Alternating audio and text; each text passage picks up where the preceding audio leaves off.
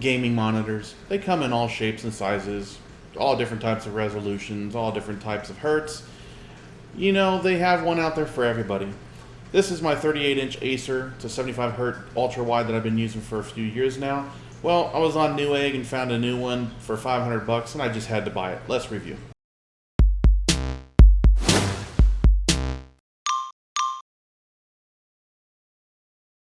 This is the Gigabyte Aorus FO48U. It is a 48-inch gaming monitor. It's a 4K, so it's 3840 by 2160. It does do 120 hertz. It is a 10-bit color. It also supports the FreeSync Premium variable refresher rate. It has 1 millisecond gray to gray on it. This is Gigabyte's OLED monitor here. This monitor is made specifically for gaming for every device you have, Xbox, PlayStation, and PC. So let's start with unboxing. So here we have it. Let's go ahead and unbox by starting at the top. Now keep in mind this box is designed just like TVs, so your accessories will be at the top. So go ahead and take those out first, and then once you're ready to take the monitor itself out, you'll utilize the clips at the bottom of the box. There's two on each side. You'll push those in, and they just pop right out so you can slide the box straight up and get it out of the way. Keep in mind that this is a pretty heavy TV, so make sure you have somebody giving you a hand when you try to lift it. So first we got here is the remote. The remote is just going to be a very basic remote. Volume up and down, volume mute, input settings, power on and off. And it's basically similar to a Fire TV Stick remote. Outside of that, nothing fancy to it. Next we have the cables. Now this does come with 3 cables so that you can hook up your video game consoles or your PC. The cables are going to be an HDMI cable. Now this will be utilized for your consoles more than likely. Your PC can obviously use the HDMI cable as well to connect it if you need to, but more than likely if you have a PC that can push the kind of frame rates on this screen, you're going to use this cable here, which is going to be your DisplayPort cable. Now this is a DisplayPort cable that supports the 120 hertz, so you're going to be just fine. This is the USB 3.0 cable that will be utilized to connect the monitor to your computer, and that is for setting up the KVM switch. Here we have the manual and a couple screws. The screws are going to be used for the mounting brackets or the mounting legs. There's going to be 2 legs on it, and that's it. The warranty card is also in there, but you can register online if you want to. Warranty, definitely go ahead and get that done, seeing as which this is a monitor and you can get dead pixels. The power cords here, you actually get 3 of them, one for each type of outlet for the different countries out there. So you're going to get one, I believe, with European, one of them that's the American, and the other one I'm not too sure of. But you will get 3 of them. Obviously, I'm going to be using the American one for my setup, but the other ones, just go ahead and set them off to the side for now if you don't need them. And let's go ahead and get this foam out of the top of the box. There is going to be 3 pieces to this. There's going to be the center piece and then the 2 sides to keep it in place. Now, once you get in there, be careful. The screen is pretty thin, being an OLED. Like I said, the clips are at the bottom. You're going to pop those clips out, and the monitor is going to be a lot easier to get out of the box at that point. So once you're able to get the monitor out of the box, go ahead and leave that foam cover on it for now and place the monitor on a flat surface. I did it this way so that I could get to the back of the screws. Now these mounts are actually built pretty well. Keep in mind that there is a little notch on the top of these, and that just means that this mount is only going to go on one side of the TV, and it will go onto the right side of the TV over here. Go ahead and get both of them connected in and screwed in with the 2 screws, and that's it. You can go ahead and set up the monitor and get it plugged into your computer. I have the monitor hooked up, and here is a nice little side-by-side comparison of my old 38-inch ultra-wide compared to the new Aorus 48-inch. I know they say size doesn't matter, but yeah, I'm going to say it absolutely does. So here is the panel on the back of the monitor. You do have a line in and a headphone jack, as well as your 2 HDMI ports and your display port. You do have a Type-C port here. which can be used as a display input for devices such as laptops. And you also have the USB ports, which are for your KVM. So just go ahead and plug in the USB ports and plug your keyboard and mouse into here, and there you go. You now have a KVM switch built in. Setup of this monitor is actually pretty easy. There's just a power cord and the display port to plug it in. Once you get it plugged in, you're going to do a few little settings within Windows, but that's it. The first one, go ahead and go into your display settings. Once you're in here, you can actually enable the HDR if you want to use it. I am not using it on mine because I don't like what it does to the images, and I will show you a little bit later on what I mean by that. The next thing you can do, if you have an NVIDIA graphics card, just go into the control panel for NVIDIA.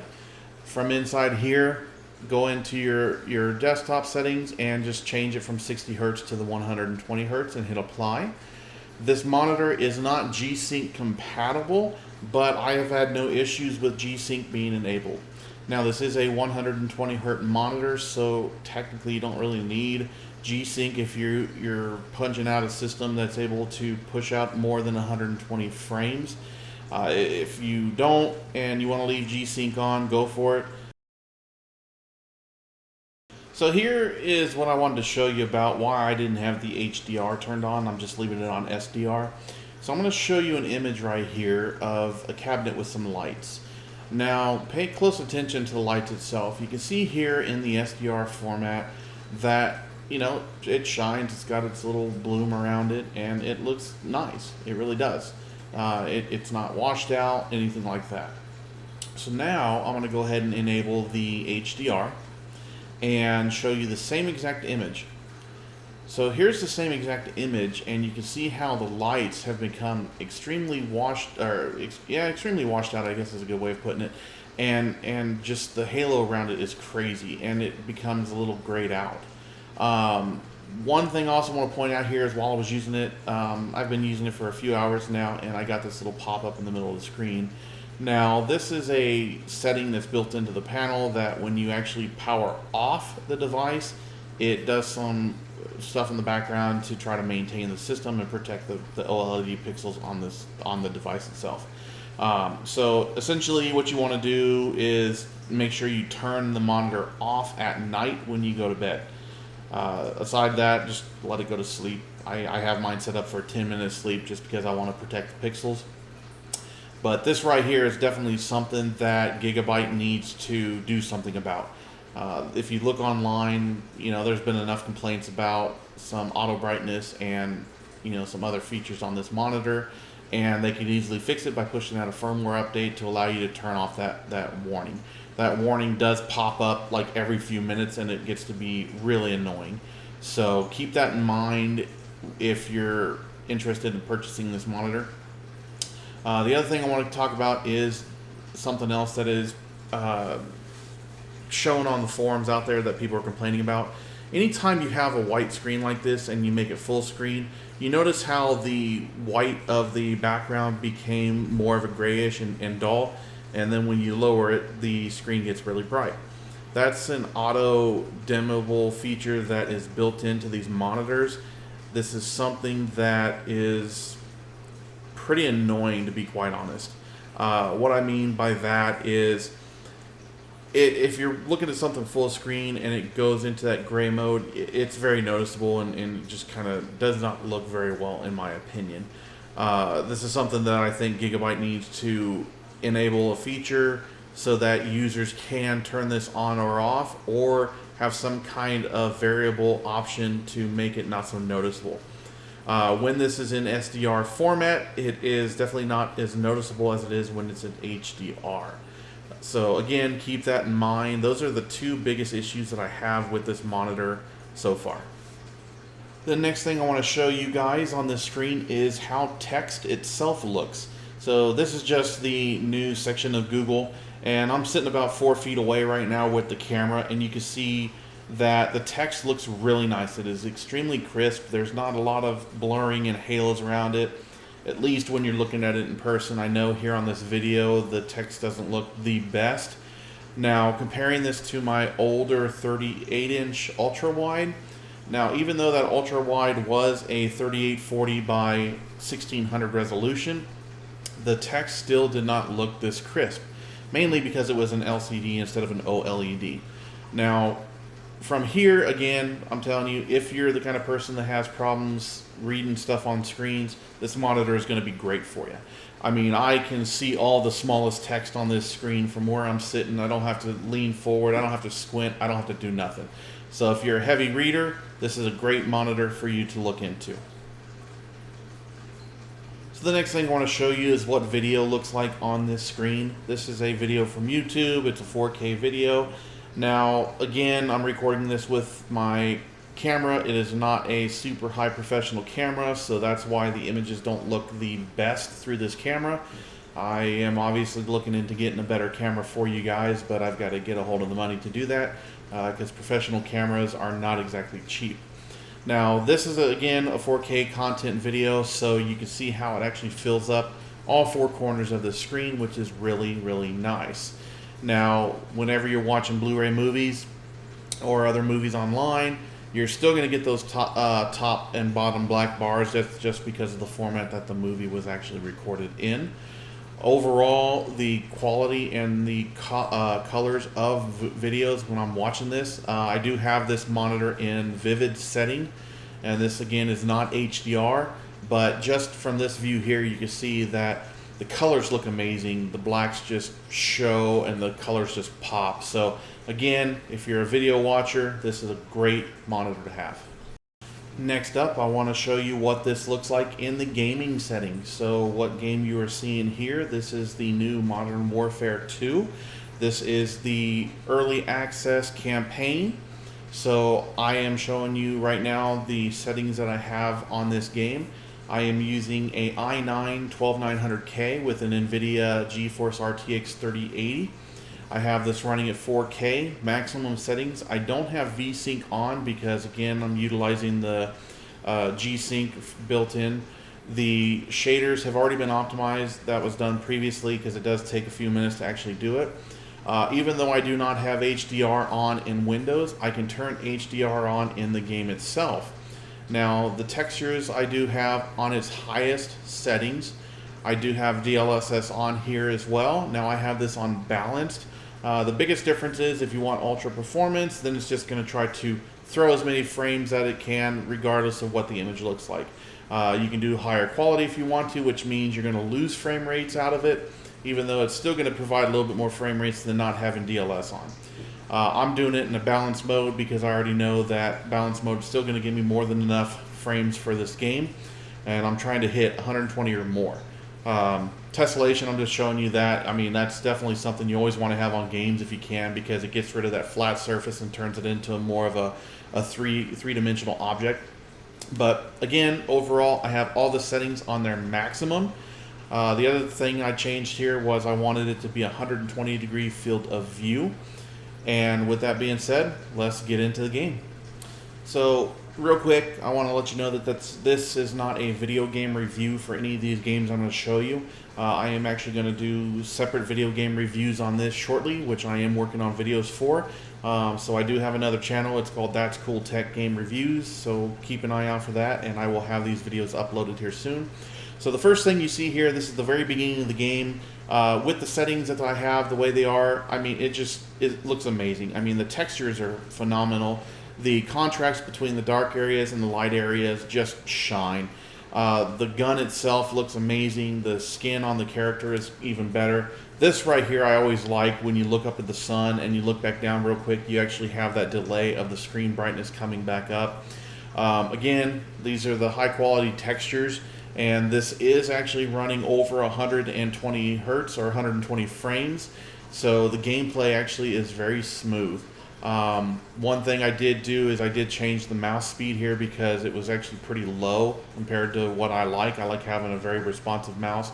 But as you can see moving through here, the monitor is actually keeping up with it pretty well. You're not seeing any tearing on the screen that you would normally see when you're not able to keep up with the refresh rate of the monitors.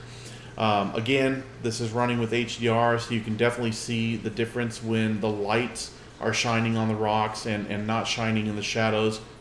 So keep in mind that when you're playing with this monitor, that the frame rates, you will need to keep an eye on that if you do not have something powerful enough to push out more than 120 frames. That's where the V-Sync will come in play. That's where the G-Sync will come in play. So if you are not able to do that with the highest settings, you can either drop the settings down or turn those settings on. This scene right here, this is in-game, and I am showing it to you just so you can see how the 120 hertz keeps this scene looking really nice and smooth.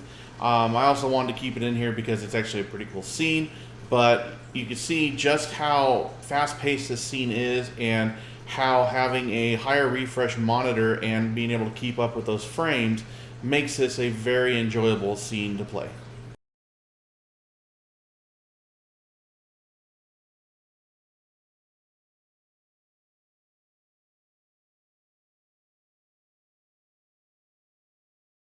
So here I'm showing you Doom Eternal. This is a game that people love to see benchmarks and monitors displayed on. Again, I'm running this on its maximum settings for everything with HDR turned on. DLS I have on quality here. The reason why I have it on quality is because this game just pumps out frames like crazy. You don't have to worry about trying to increase your frame rates on here. As long as you have a graphics card, you know, from a 2000 series or higher, you're going to do very well with this on maximum settings. But anyways, I wanted to go ahead and show you guys this game here and how it looks as well. The game, I'm telling you, is just mind-blowing. The quality that you see with the colors is astounding. I mean, it's almost to the point to where it'll give you seizures if you just sit here and stare at it long enough. The colors, unfortunately, with my camera, again, kind of make things look washed out. When you're looking at these in person, the color is just mind-blowing. So again, take what you're seeing here with a grain of salt.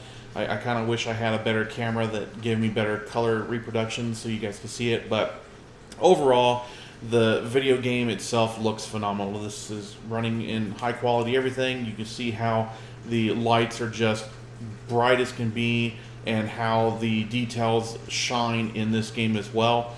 The game, if you've ever played this before, you know just how fast-paced it is, and with a monitor this size, it gives you a nice immersion with this game. I was kind of surprised the immersion that I get between this monitor and my old 38. You wouldn't think there would be that big of a difference, but there really is. Overall, I really like the way this game looks on this monitor. This game is definitely full of bright areas and dark areas, and you're never going to really have much of a trouble pumping out the frames you need to run this game with this kind of monitor at 120 hertz or higher. So I wouldn't even worry about that too much. The game was just programmed very well. The environment, again, when you're looking at it, the reflections that you get on the walls and the blood on the ground and the lighting system, it shows just how much this ray tracing, which is another feature that was added to this game as well, and I do have that turned on. I forgot to mention that earlier. This does have ray tracing in it, so you can really tell how the lights actually shine with kind of liquids on the ground and metals on the ground. And you can tell here that I'm actually terrible at this game. I'm getting my butt tore apart. But overall, it's a fun game to play, and the details that are brought out with this monitor just make it that much more enjoyable.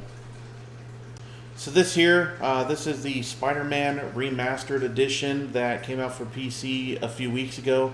Here you can see I have these settings maxed out. I have ray tracing enabled, DLSS, the whole 9 yards. The only thing I don't have on this one is the HDR. I just didn't like the HDR look on this game. But overall, I wanted to show this game to you guys as well because it does utilize every piece of technology these graphics cards have and can really show you just how this monitor will allow games to shine. So this monitor right here shines really well with these kind of games that are utilizing all the newest technology that have come out with graphics cards. You know, the ray tracing, the HDR, the 4K high resolution textures, all of it. Here you can see that the OLED really shines when it comes to the contrast that these monitors can pump out. I mean, looking at Spider-Man alone, the blacks are just as dark as can be. When the moonlight hits the front, you can definitely see the difference between the light hitting his arm in the front and the separation of his back where the light isn't hitting it. The street lights, the reflections on the buildings, I mean, you can see them really nicely in this kind of monitor. The textures of the buildings as well, even though you're swinging fast through these buildings, you can still see them in great detail. Overall, I would say this monitor has been a pretty nice monitor for me. I've liked most of the stuff I've seen with it, except for the two issues that I have described, which was that auto dimming feature from the white colors to that grayish color, as well as that pop-up from telling me that I need to turn off the monitor so it can perform its maintenance. Those are two issues that Gigabyte needs to push out of firmware to allow people to disable them or adjust them accordingly. There's been enough complaints online about it. That's one of the biggest reasons why people don't really recommend this monitor, because there are other OLEDs out there that do not have those issues or don't have those issues in such an abundance. One thing I'm going to suggest is going to check out the website ratings.com. They are a huge website that rates a lot of websites out there. They did rate this monitor as well. They gave it a 9 out of 10. They also rate the new LG C2 OLED as well and give you grading on it. They will go into a massive in-depth look into this type of monitor, talking about everything. They will tell you how bright the white is compared to other monitors, the blacks, the motion blurs, the 120 hertz, how it all compares.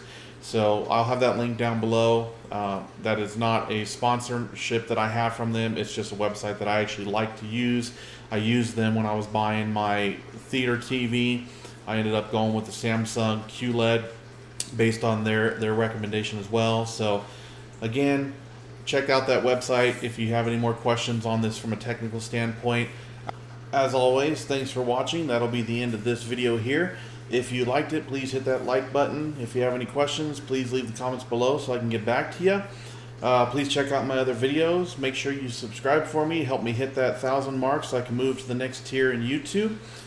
Outside of that, have a great day, everybody.